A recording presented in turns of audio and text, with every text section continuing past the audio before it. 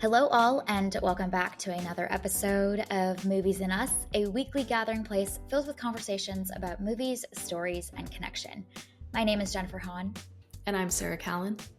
And today we are going to be reviewing the latest Netflix film, Hitman. Okay, Sarah, kick us off with an IMDb summary for Hitman. A professor moonlighting as a hitman of sorts for his city police department descends into dangerous, dubious territory when he finds himself attracted to a woman who enlists his services. All right. Dangerous, dubious territory. Yeah. I mean, he is a professor, so we have to pull out the thesaurus, you Fancy know? schmancy words. Yes. Yeah. Dubious territory. Dubious territory. Okay, well, let's start off with our one-sentence summaries for Hitman. Sarah, what is yours? Mine is Carpe YOLO. So good. So good. He has seasoned the day. Faux show. He sure is. And you know what? You only live once, so might as well be a hitman of sorts. Gosh, I remember when YOLO was like the thing. Oh, everyone was saying it left and right. Yeah. All right. My one sentence summary is, this is a hit, man. I love it. Yes. Oh, it's so ridiculous. It came to me in the middle of watching this film, and I was like, having a good time, and I was like, I think this works. This is how I feel. Honestly, so it's one of those, I love it in a movie when the movie will say the name of the movie in the movie. It's one of my favorite things, and I have to point it out anytime I'm watching a movie with someone. And so your one sentence summary brings such joy to my heart, including the title of the movie in your one sentence summary is just top tier skilled move. Well, it's always funny when the movie will say the title of the movie in like the last dramatic line in the last 3 minutes. And you're like, I see what you did there. The dopamine's hitting in my brain. Yep. Okay, well, let's dive in and talk about our high-level thoughts about the movie Hitman. We will not spoil this movie. I think this is one that's definitely worth not getting spoiled before you experience it. So we will then include a spoiler alert in a bit. So high-level thoughts. Sarah, what did you think about Hitman? Yeah, this movie is just not for me. And that's all right. I was bored for a good chunk of the beginning. Wow. Just was not invested in this story. I had a hard time like buying into the premise. And so when you're just watching Glenn Powell dress up as a bunch of different people, but you're not actually like bought into the premise, it's kind of painfully dull to sit through. And, you know, some things in the second half of the movie were quite fun and exciting, and there was stakes and tension. But yeah, I really struggled with this one, but I don't think it's a movie problem. I think it's a me problem.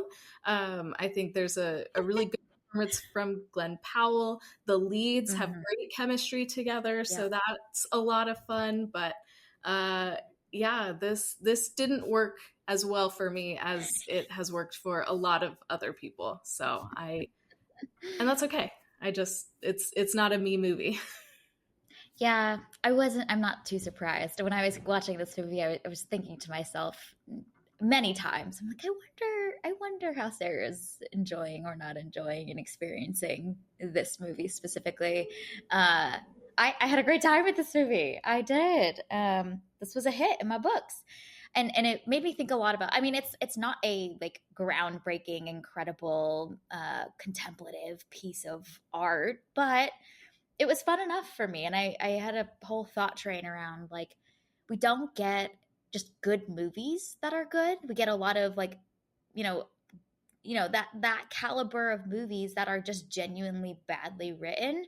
So I went down a whole thought train around that because I think that the way that the movie industry and the landscape looks today is that like the movies that are getting funded are the ones that they believe are going to be absolute bangers. You know what I mean? Like they're either artsy and provocative and thought-provoking, or they're big franchise tentpole movies that people are going to show up to. And this segment of the movie landscape is one that I feel like the streamers have definitely invested more resources into creating this kind of content. But we've watched a lot of really subpar Netflix original movies that are just meant to be like a fun time, but they're just so poorly written. And so it was refreshing to see a good movie that was just good and didn't need to be anything beyond that. I think this is like a spritzy, perfect summer weeknight movie. And it's fun in the ways that it needs to be. It's not too much. There's still some substance there, which is also surprising to me as I thought about this more. Some of the bits around his like philosophical musings, I think, are fascinating paired with the plot. So, I mean, there's not like a ton for you to sink your teeth into, but it's a good time. And Glenn Powell's just being like charismatic and endearing for a 2-hour experience. You mentioned the chemistry between the leads, which I was like, wow, that's really refreshing to see real, actual chemistry on screen. Look at that. I think it really makes this movie work as well as it does too. I think without that, this premise, this whole bit that they're doing for the 2-hour experience doesn't work as well. So that was also really great to see. Mm-hmm. Yeah, this is definitely different than what we're used to, and it's kind of nice to see this type of summery movie. I feel like a lot of times our summer movies, you know, we're thinking about blockbusters and we're thinking about like Godzilla versus Kong, or, you know, the latest Marvel movie, like these really, really big, expensive, explosive movies. But there's such an opportunity for movies like Hitman that are fun, lighthearted comedies that you just want to spend time with these people for a couple of hours and then you're done. You know, we don't need giant stakes. We don't need all of the other things. We don't need monsters. We don't need superheroes. There is a lane for this type of movie that I feel like we got a lot of in like the 90s and the 2000s, but then once kind of the like MCU started to come on board, I feel like we got less of these types of movies. I don't know, it's probably not the MCU's fault, but I feel like studios have pivoted away from this kind of like mid-budget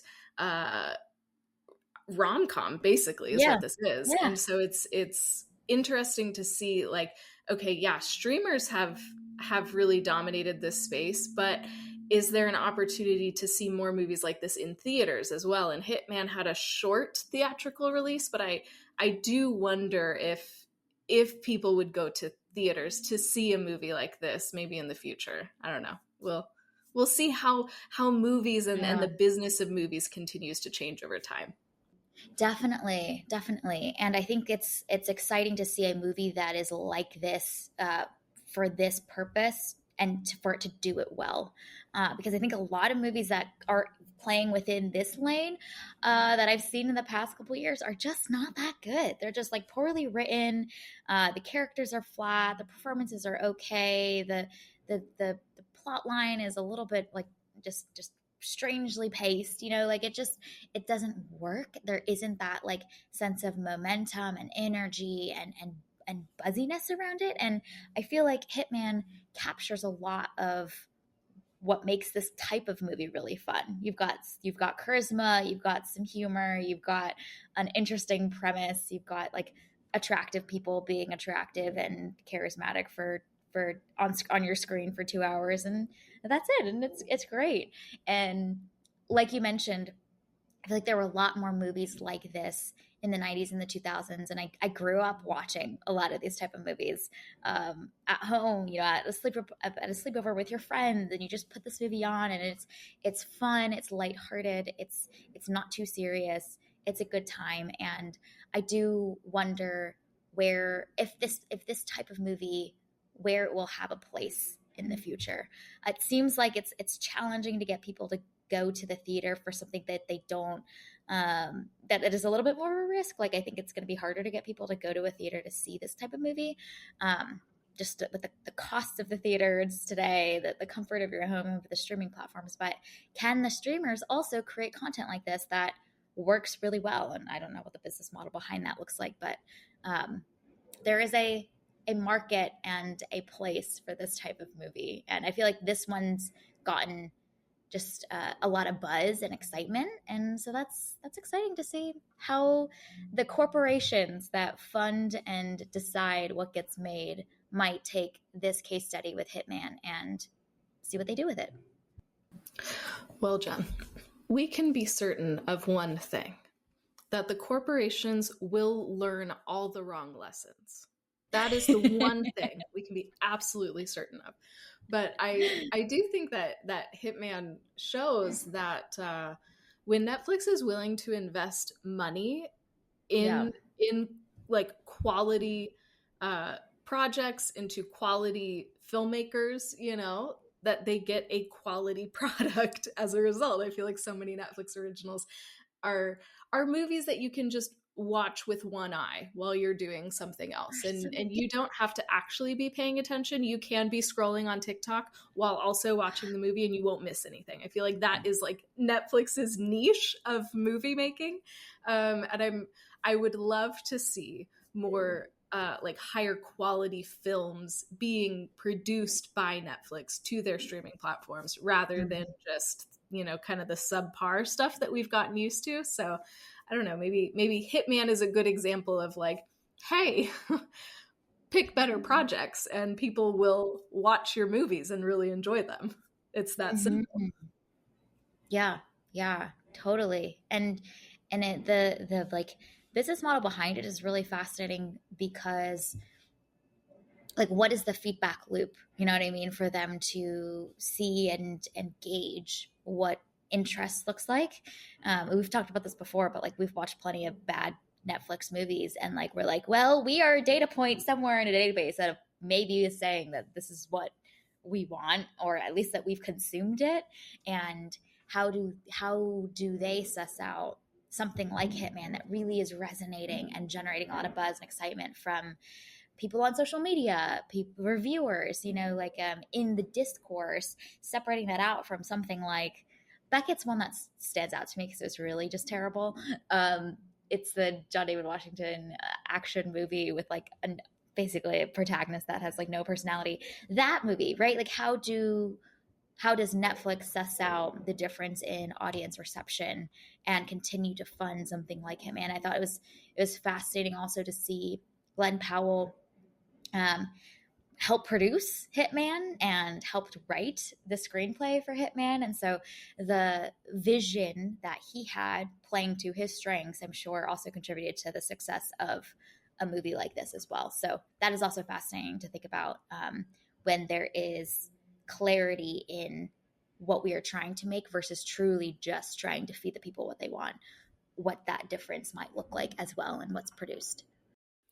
So Jen, you're saying that a movie written for an algorithm maybe isn't the best way to go? Do I need to rethink all of my like screenplay writing dreams? Maybe we don't ChatGPT the heck out of this. I see. Okay. All right. I'm gonna take some notes. I'm learning some stuff here. This is great. This is important learnings in the age of AI. Yes, please don't use AI to write your screenplay. Please. If it wasn't clear already from the slew of voices and strikes that have happened over and advocated over this past many months, let's listen to the people. The writers know what's up. I had a whole conversation just last night with a friend around this exact topic. And it was in the context of like content creators on social media and how you can really sense a difference between those that have ideas and something to say and have like the emotional resonance with their audience versus those that are truly just trying to imitate what they see content creators make. And I feel like I kept bringing up movies too, because I feel like the same paradigm is really at play also in the landscape of storytelling within films, which is that you can really tell when a creator, a writer, an actor has such a connection with their content and really have a vision and clarity in what they are looking to communicate and share with the world. It's funny because we're just coming off a slew of the two Deadpool movies, as we prepare for this next one. And this is something that we really talked about, is that there was vision, there was care, there was attention, and something to say. And I feel like Hitman, while it's nothing like groundbreaking and thought-provoking, there is a clear vision that they had with this, and they executed it precisely to that vision. And I think you can feel that cohesion in this movie versus some of the other ones that we've seen that just maybe are a little bit lost. They're trying to do a lot, they're trying to do too much, they're trying to be a lot of things. And the clarity in vision, even with something that doesn't have to be thought-provokingly incredible and groundbreaking, is really exciting. I think we talked about The Ministry of Ungentlemanly Warfare, Guy Ritchie movie, just a couple weeks ago. Same category, I would say, of like, it's not trying to be more than it is, but it is incredibly precise and well executed in what it wants to do. And this is proof that it works, you know? Mm-hmm. Yeah, it's that principle of, if everyone is your audience, no one is. And so making your movie tailored to your audience and fully committing to it, rather than trying to be so broad that you reach everybody. When you try and do that, you reach no one. And so being narrow in the story, being fully committed to the story, and not deviating from what this is. And it's found a great audience with really, really good reception of it. So I think there's a lot of good things going on here that I'm hoping that other people will pay attention to, and maybe not learn the wrong lessons from it. But hopefully some good lessons can be learned from Hitman's success so far. Mm-hmm. Yeah, for sure. For sure. Okay, well, let's include a spoiler alert. If you haven't seen Hitman, we recommend checking it out. It's available on Netflix, as we've mentioned a bunch of times so far in this conversation. Go check it out. Go be a data point in the Netflix data set of engagement metrics to showcase that Hitman. We need more stuff like Hitman, and it's working well. Okay, where do we want to dive into first? Do you want to talk a little bit about what didn't work for you, or maybe what did work with you in, I think, in the first half versus second half of this film? I think for me, I struggled with some of the structure of it. To me, the first like hour or so, nothing really happens. It's just kind of Glenn Powell being charming and trying on a bunch of different disguises. And I was like, okay, yeah, that's cool. But like, what are we doing here, folks? What is the point of this entire the whole movie? First half of the movie, literally. Yeah. And so I was like, I kept like clicking the button on my remote just to see how much longer of this movie we had. Cause I was like, if this is the whole movie, I'm going to need to opt out. Like I need something to happen here. So once things started happening and there were stakes and there was tension and all of that, I was like, oh, okay, this is interesting. But yeah, for that first half, I really struggled. And I think the other thing that I struggled with is just the premise in general. I was applying too much logic to this movie, and that's my bad. That's my fault. I brought my logic to Hitman, and it's to my own detriment. You need to leave that at the door. Yeah, it's my fault. It's my bad. I did not appropriately prepare for this fun, lighthearted movie, and yeah. So that's my bad. So I was focused on all the wrong things, and I was just waiting for something to happen. And that doesn't happen until about an hour in. And by that point, I was like, I don't even really care anymore. So yeah, this is just not a movie for me, and that's okay. But I'm really glad that you had fun with it. Because I could see like, oh, I see how this could work for a lot of people. I'm just a weirdo, and I'm not one of them. Well, it's funny because the logic like definitely doesn't work at the beginning, but it really doesn't work by the whole second half of the film, where we're playing in some moral gray area. They're straight up like killing people left and right, but they're like not concerned about it. You know what I mean? Like when she finds out that he's a cop, her first reaction is not like, oh my gosh, I've just confessed to murder. Her first reaction is like, you've been lying to me this whole time. So just the whole thing breaks down. But I'm sure by the time you got to the second half, you were like, I suppose it's time. The logic is really going out the door, because nothing about this makes sense.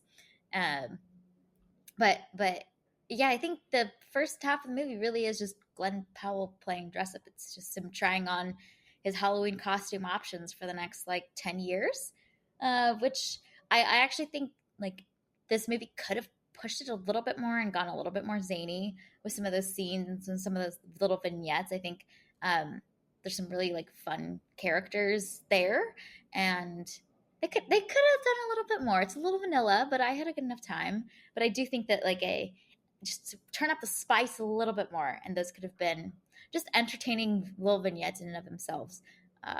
So, but that's not what Hitman's trying to do. It's just gonna be here. It's gonna be good.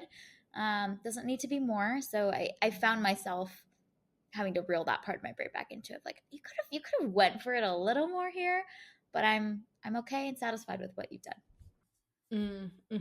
Yeah. I think that's kind of where I fell into, is I either needed it to be like 10 times zanier, or like we needed to change something. Because I don't mind, the fun vignettes. It's so like, yay, that's great. Let's see him play dress up. Awesome. Love it. I just needed like either that to be shorter, and so only give me 30 minutes of that instead of an hour, or have some sort of like tension and stakes in there, because it's really just him playing dress up with there's no danger, there's no stakes. Like I was not invested in what he was doing, and because I wasn't invested in that, then that's when my logic was able to just logic all over the place, which it wasn't supposed to be doing. So I needed something else to keep me reeled in, so that once we did get to the bonkers second half that really goes off the rails, I would have been on board with it, as opposed to then being like, oh, this is the choice we're making? Okay, that's fine. Whatever. Live your life. Yeah. No, I really do think that like this movie is really 3 movies in one. We get like dress up comedic vignettes, sketches for the first portion of the movie. The second like middle portion is basically like him falling in love, and they're doing like Bridgerton meets Shades meets romance. And then the third act is really just like a thriller action, not even action, it's just like a thriller with some comedy infused in there. But there really are these like 3 distinct parts. I actually think that had they had him meet Maddie earlier and then had a little bit longer, just do the whole cat and mouse thing of like she's out with him, Jasper's around the corner, like give us a couple more scenes of that, because that's always really fun and gets the blood pumping. Like they could have really milked that a little bit more too, and maybe cut down on some of the dress up scenes. I loved the dress up scenes. I was having a great time. I did not need any more, but from a narrative arc perspective, they could have introduced the relationship between him and Maddie potentially a little bit earlier and given us more time to be like, this is not going to end well. There's already inherent stakes and tension built into that. Like we know that once they go out into the world, they're going to get discovered. And so play with that more, that's always a good time. Yes. Yeah. That like fear, for lack of a better word, of them being discovered, that would have been fascinating, but we don't really feel that, or we don't really see that. And then until they run into her husband, and then Jasper just back to back, which I was like, really? We're back to back. Just okay, cool. So I think like spreading those things out, or creating that sense of like foreboding, or one of them wants to go out and the other one is like, oh no, we can't, like let's create some tension in the relationship. Let's create some tension around the relationship, just to make it, I don't know, more interesting and exciting. Like sure, they're feeling all lovey-dovey in the bubble and it's great and they're falling in love, and so nothing is wrong, but for me, that doesn't make for an interesting movie, because the interesting things are when things go wrong, not when everything is going right. So I think if this were maybe paced a little bit differently, or some of those things were changed, then I maybe would have been more engaged in it overall. Yep. And I think the the animosity and the like the foe that is Jasper also could have been played up a little bit more earlier in the film as well, because we see initially that there's tension between the two of them.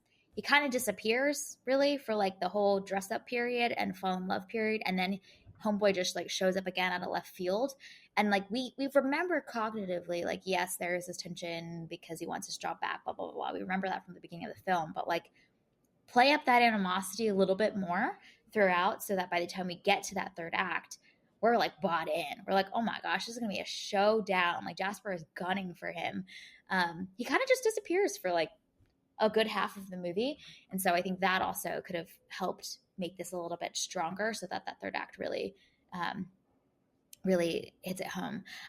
So I think that there's these like kind of little tuning bits of pacing of character moments that could have been a little bit different. It's so interesting because I feel like a lot of the movies, the rom-coms, the like movies like this that have kind of a crazy premise and stuff from like the 90s and 2000s, there's so many of them that are just so solid. You know what I mean? They like nail the formula so well, and somehow it just works every time and we're not bored by it.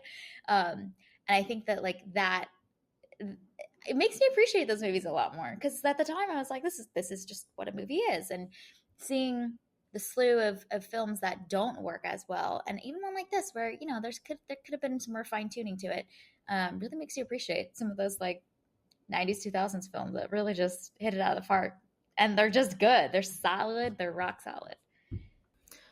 Yeah, a big moment in this movie when I knew that this movie did not have me hooked is towards the end. I was starting to root for Jasper, and that's when I went, oh no, I'm watching this wrong. Also, that this movie got me to like a creepy, misogynistic cop who abuses his power. Like, how did we get here? Where I was like, yo, Jasper, like, yes, do your job, buddy, find the murderer. As opposed to me being rooting for these two lovebirds, one of whom committed murder. Like, so I was just way out of left field, not doing all of the right things. So then when Jasper is murdered, kind of a crazy escalation, I was really upset. And I wanted Retta and the other cops to just rush in and arrest the lovebirds, because I was like, no, I am not here for this. We're just willy-nilly doing murders now, and that is the sign of true love, and I don't like this. So again, I was watching this movie incorrectly. It's my bad. Because Ron has totally taken Gary out. Yeah. Ron is here to stay. All right. Welcome, Ron. Yeah, murdering people with a plastic bag. Like, are you kidding? It's such an escalation. Yeah, it really is. It really is. It's and Homegirl, like, just is like, okay, this makes sense. This is so hot. Thank you for killing the person that would have put us in jail. What? Like, this is not it. Like, I was thinking about you because I was like, everything about him is a literal walking red flag, you know? But she's the whole time where she's like, oh, so you're a hitman? And she's asking him all these questions. I'm like, we need to get this girl in therapy. Let's add this to the list of Sarah's characters that need to go to therapy, because this is not healthy. Well, and then it was like, oh, she murdered her husband. And I was like, okay, well, I guess that makes sense why you'd be dating a hitman. Like, I guess that tracks. But like, what? Why? Why is this the sign of a loving and passionate relationship? Murder should not be the sign of a loving and passionate relationship. No. What are we doing, folks? But again, that's not the point of the movie. No. So I'm focused on the wrong things. I understand that. Ron is the ultimate bad boy, you know, like they're like in the bathtub and he's describing how he disposes of bodies and stuff. And you're like, and she's just eating it up, you know, just loving every bit of it. And you're like, okay. No, thank you. No. I would like to opt out.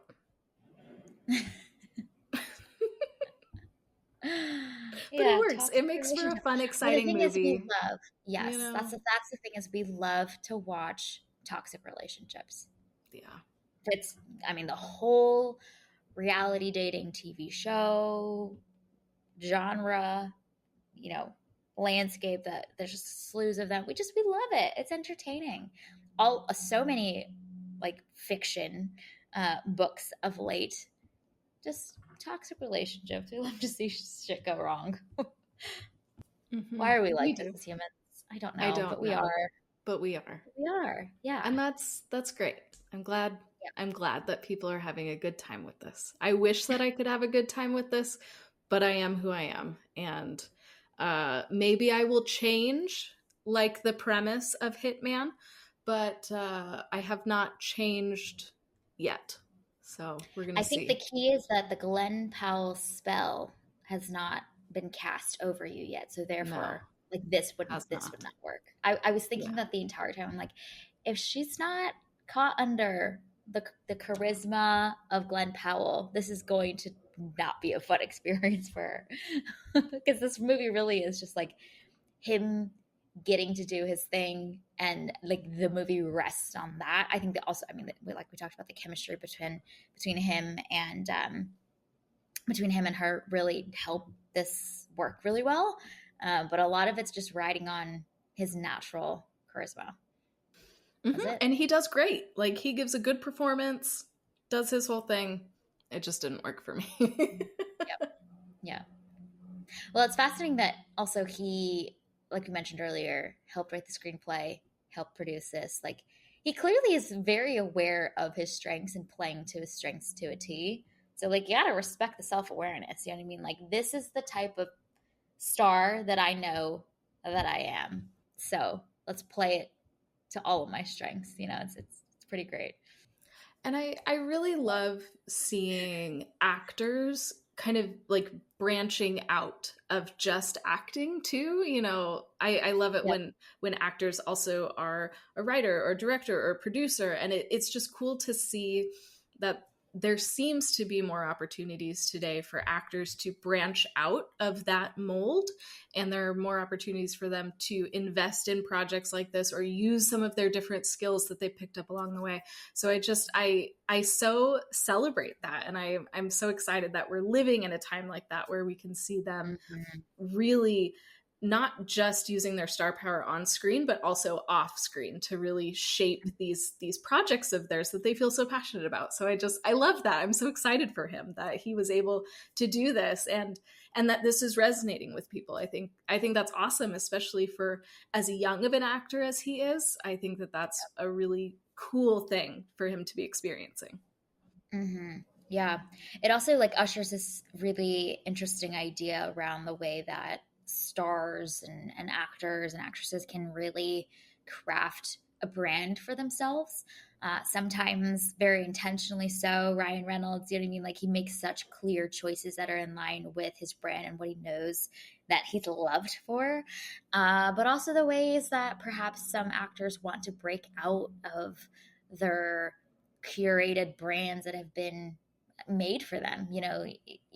Matthew McConaughey is a great example of like was in a slew of rom-coms playing like the hunky male lead, and like how do you break out of those molds that people already have like typecast you to play this type of character? And I do wonder how Glenn Powell will continue to choose his projects after this.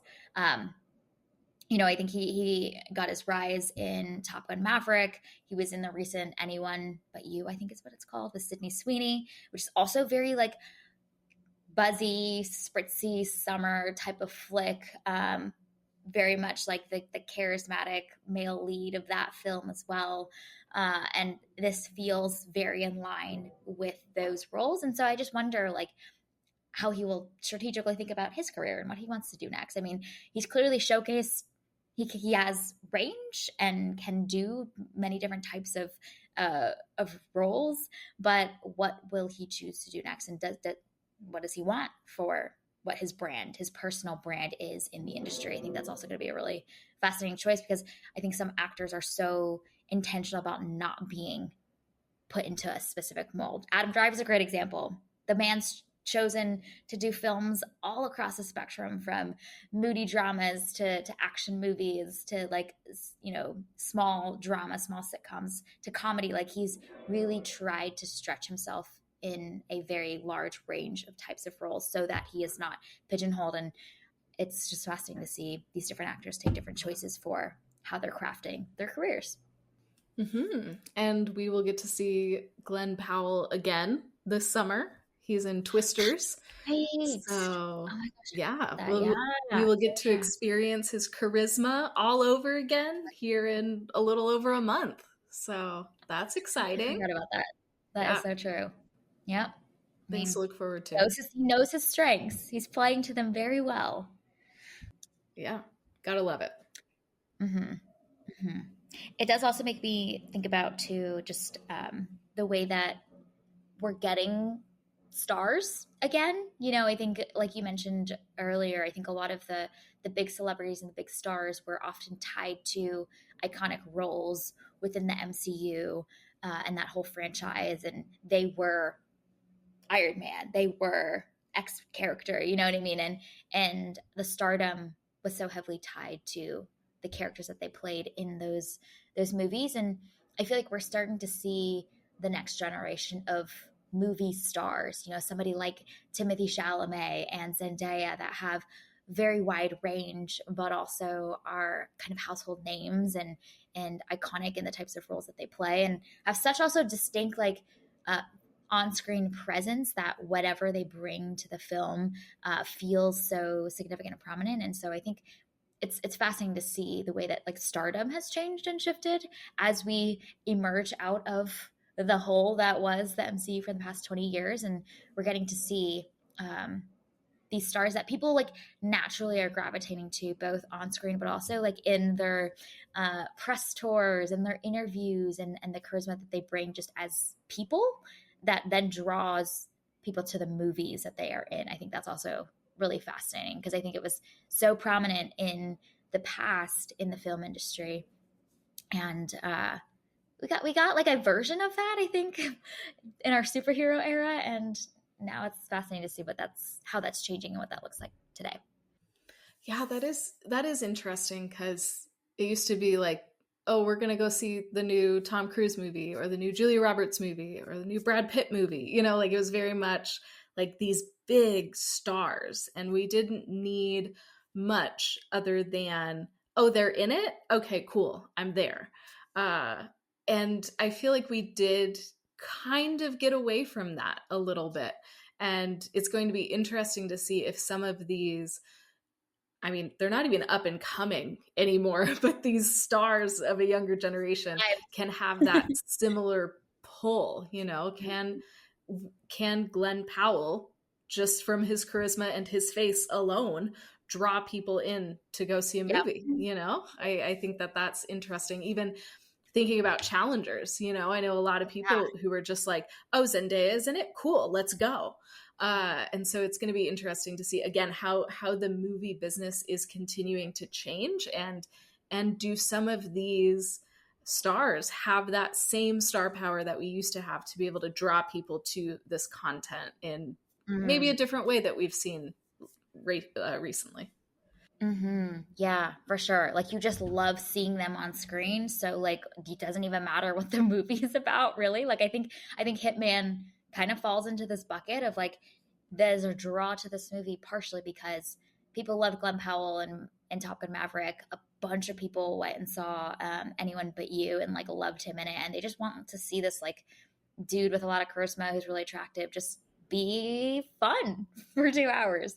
And that's enough of the marketing for it. You know what I mean? Like, it's interesting you brought up challengers too, because I think the same effect happens around Zendaya. I've talked to so many people who saw challengers and were basically like, this was not a good movie, but like I really wanted to like it, and I kind of do still like it because I just love Zendaya, and I just love Zendaya being her. And that role that she has in challengers is also very much aligned to like playing to her strengths. She is this magnetic force that people just want to be around, and you see these two men that are playing these characters be drawn to her in that magnetic force. And I think that it's playing to her strengths in the same way that Hitman's playing to Glen Powell's strengths. Yeah. So this just comes down to knowing your strengths and then playing to your strengths. You know, there's nothing wrong with that. We got to stay in our lanes. And if something is not in your lane, that's cool. You can work on it. You can try and be proficient in it over time, but just stay in your lane, man. If you're good at a thing, be good at a thing. And I think what's so fun too is that with somebody like Glen Powell or a Zendaya, you know, their skills as actors translate across genres too, because they're both so good and they both have that charismatic, magnetic presence on screen. And so they can, you know, adapt that to these different roles, to these different situations, to these different styles of film. And so I'm excited to see, because I feel like for a while we were really stuck in like genreville, and once you were an action star, you were always an action star, or once you were a rom-com person, you were always a rom-com person. And I feel like now, since genres are so much more like blended together, there's probably more opportunity for stars like this to switch from genre to genre that we didn't have, you know, 20 or 30 years ago. So it's kind of exciting to see how these stars are going to continue to hone their strengths, continue to show up in different ways, bringing different characters to the screen while still playing into their incredible acting strengths that they have. So I don't know, there's a lot to look forward to, I feel like, with this next generation of stars and the incredible quality that they're already putting out so young. And I'm just excited to see what they do next. Yeah, so true. And it's exciting too for the movie industry to have stars again. I think because the range of possibilities of what you can create that people will come to see may widen as well, right? Like if Zendaya is in some moody drama piece set in like the, I don't know, 1800s, like people might really go to see that movie. You know what I mean? Because she's in it and she can draw the crowd. So the exposure to different types of stories could potentially really widen. And again, this is also assuming that these actors and stars are choosing those types of stories. I think it's been fun to see like Timothy Chalamet's range and how people just love him, you know what I mean? And they want to see anything he's in. So like, okay, he's in Little Women, let's go see Little Women. He's in Wonka, let's go see Wonka. So the marketing approach potentially gets to shift now. And it's funny because I think in the golden era of Hollywood, the stars were the draw, and we've kind of swung to the other direction of like the IP is the draw, and now maybe we'll land somewhere in the middle, or the pendulum will just continue to swing back and forth. But the marketing approach, how movies are funded, all of that kind of stuff is also going to change and be different. I think that's why it's so fascinating to me that Glen Powell helped write the screenplay and produce this movie, because they really used to do that with the stars of the previous eras, where they would write the movie for a specific star. And he's doing that for himself, which is great and awesome. But that also means he gets potentially a little bit more creative freedom to tell a different type of story, knowing that people will come and the movie will get funded and make money. So I think that's exciting, because we no longer need to draw people because it's, you know, the sixth installment of some established franchise series. Like no one wants another movie, and it's like, no, our levers to pull people into the theater or, you know, on the streaming platforms to get their eyeballs to watch something, we just have more levers potentially to play with, which is, I think, good for movies. Who knew that this movie was going to help us restore our faith in movies, really, and the future of cinema? So wow. I felt so encouraged after watching this movie. Like even before seeing that there was already a lot of really healthy buzz and excitement for this movie, I was like, wow, this is just a really good movie. And I haven't seen one like that in a long time, you know? So that was great. That was really comforting. Good. Look at that. I am glad. This is excellent. I did not have this on my Movies and Us bingo card, but nope. I'm really glad that this has restored our faith in the cinema. Right. And it's a Netflix film. Wow. Right? Shocking. Yeah. Yeah. I feel like we've raved about some Netflix films because they've really funded something really like moody and thought-provoking and meaningful and blah blah blah. And we've been like, look at that, like Mank, Roma. And I think Hitman's in its own category. It's not Beckett, it's not Roma, it's Hitman. Mm-hmm. Its own special category. Yeah. Yeah. Yeah. Who would have thought? Glen Powell saving the movie industry, one charismatic performance at a time. Wow. Who would have thought? Yeah, but the other thing that you mentioned earlier was like this got like a super short theatrical release. I think it was like a week or two, right, before it went straight to streaming. So that whole choice was also really fascinating. I don't know if it was like maybe let's experiment to see like how many people we can really draw in, but we're not ready to commit the money to have theaters play this for like 4 or 5 weeks. So we'll do kind of an in-betweeny type of release. It is a fascinating and feels like such an intentional choice. They really could have gone straight to streaming with this movie and it made all the sense in the world. But to try to do a little theatrical release, I would be really curious what the conversations in that marketing rollout meeting, distribution meeting looked like of that, taking that approach. Mm-hmm.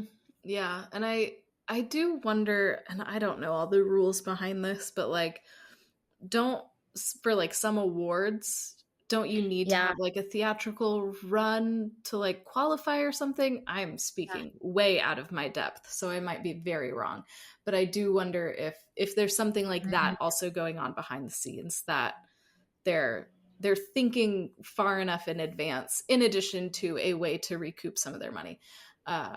So there could be a few different motivations for that here. Yeah, no, that's a good point. I think that is very true. There's certain requirements that you need to hit for like how wide your release is and how many theaters, and then also for how long. I think there's like a certain number of weeks you have to hit in order to qualify. So it's a good thought. Yeah. Okay. Other big things that we wanted to talk about with Hitman. One thing that I did appreciate about this film is that it's set in New Orleans instead of something like NYC or LA. It's nice to see more and more films that are being set in different parts of the country, than maybe we're used to. I feel like a lot of movies are New York or LA, but not anymore. And it's really cool to see different parts of the country being showcased in films and TV shows, because experiences are different across the country. And so it's just nice to see those other regions maybe more represented. And then the feel of a movie is so different if it's set somewhere like New Orleans instead of somewhere like New York City. And so I thought that was a good choice, that this is somewhere else. And I'm just excited to see more and more places showcased. I think especially as movies and TVs are really intentional to like film on location, and just showing different parts of the country. I think that's a really awesome way to go. Yeah. I mean, the other great thing is that it's bringing money and resources that are to cities and parts of the U.S. or even beyond in other parts of the world that get to benefit from films being made there. You know what I mean? Like the financial flow that comes from that as well is also really great. So I think that's really cool. I think it also helps contribute to this feeling of like balmy summertime. Like it's a mood piece that works for this summer movie as well, to film it in somewhere that's maybe a little bit warmer, balmier. It adds to the mood of this movie. And because like we were talking about earlier, this is such a hangout movie in a lot of ways, that I think that also helps create a sense of ambiance, a sense of time and space that you get to inhabit for a 2-hour experience, hanging out with Glen Powell, eating some ice cream on a warm summer night. as he's pretending to be a hitman, you know, like that sounds great to me. It's just a good time. You know, what more could you ask for? They're eating ice cream too. Yeah, sharing a Frosty. With Ron. With Ron. Yes, our favorite bad boy hitman. But he loves puppies, so it's fine. He does. Yeah. One thing that we talk about often in movies is voiceovers and how they are just lazy, but I actually think that like the voiceovers really worked in this movie because there was this constant cutting back and forth between us getting to see Ron and then you just hear Gary's voice come on with like and then the next day I thought to myself, you know, just like that contrast I think made for some really fun moments too. So usually not a fan of the voiceovers. In this movie, worked great. Fit what they were trying to accomplish of being able to showcase like this is not we might really believe that Glenn Powell is Ron, but alas, Gary is still in there and Homeboy is living a lie. And I think it really worked and played for some really fun moments. So I think that's a bit that normally would have irked me that I actually think works really well for this movie. I just had such a hard time believing Glenn Powell as Gary. I was like, okay, I know you're doing your best George McFly impersonation here, but are you kidding me? No, you are Glenn Powell with a bad haircut. What are we doing here, folks? This is the equivalent of all those movies where the ugly duckling girl with the glasses had a makeover and she takes off her glasses and then suddenly she's beautiful. Like, this is the exact same thing, and I buy it just as much. I was like, dude, this is Glenn Powell with a bad haircut. Come on. This is not bad. And they kept like trying to like, oh, Gary's the worst. Gary's so boring. And I'm like, why okay, whatever. I get that this is part of the movie. I have to believe that he is the ugly duckling. But I can't believe that he's the ugly duckling because he's Glenn Powell. Like, are you kidding me? This is not working. But again, I'm the only one because I could not buy into the premise. That's right. It's like in the Taylor Swift You Belong With Me music video, and she's supposed to be the nerd with the glasses and stuff, but she looks literally drop dead gorgeous with her like perfectly curled hair with the makeup on. I was like, homegirl, we are not buying that you are the nerd in your high school in the bleachers because you look drop dead gorgeous. I call him bullshit. But it's fine. Okay. You know, Gary learned to be Ron. And then all was right with the world. It's endearing seeing Glenn Powell try to be this dorky, nerdy dude, because then we get to see the full transformation. It's okay. This is not your movie. This is not my movie, and that's okay. At all. I'm so glad that people are enjoying this who can have a good time because I am not that person. This was not fun. But I would have loved to hear your running commentary throughout this movie. Let me tell you. Jen. So many comments. It's so many thoughts. I'm doing my best to really restrain myself here. I'm keeping it under control because this is just not my movie. There were several moments where both of them are just making terrible decisions, and I just envisioned you yelling at your TV when they're just being dumb. They're just being dumb, but it's fun to be dumb sometimes. Yes, it is. Infuriating, but fun, I guess. Okay. Any other thoughts before we wrap up? So I kept having a recurring thought while watching this, and I think I am likely the only person, but I just kept imagining that if this movie was made like 30 years ago, Tom Cruise would have played the Glenn Powell role. Mm-hmm. And so I just kept imagining this movie, but Tom Cruise from 30 years ago while watching. And that was just a little fun, like, thought experiment that I was having. And then I was like, oh, okay, so then who would be the other lead cast, you know? So I was like, okay, maybe like a Salma Hayek or Penelope Cruz type situation. That could have been really fun. So I was doing that for a good chunk of the movie, is imagining this as a Tom Cruise movie instead. I don't know why, but that's where my brain went. Wow. Yeah. No, I could see it. Especially all the like undercover all that kind of stuff. You know what I mean?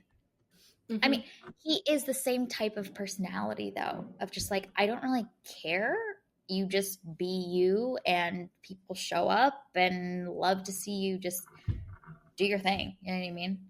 I think, but the key is definitely, it's like 30 years ago, Tom Cruise. Like, I think Tom Cruise now. No. Yeah. Yes. This was like young, a while ago. Baby Tom Cruise at the height of his rising stardom. Oh my gosh. Yes. People would eat that up. Yes. Yeah, it would have worked. Yeah. All right. Well, this was our review and discussion of Hitman. You can find it available on Netflix. Thank you for listening to this week's episode of Movies and Us. Our name sums it up.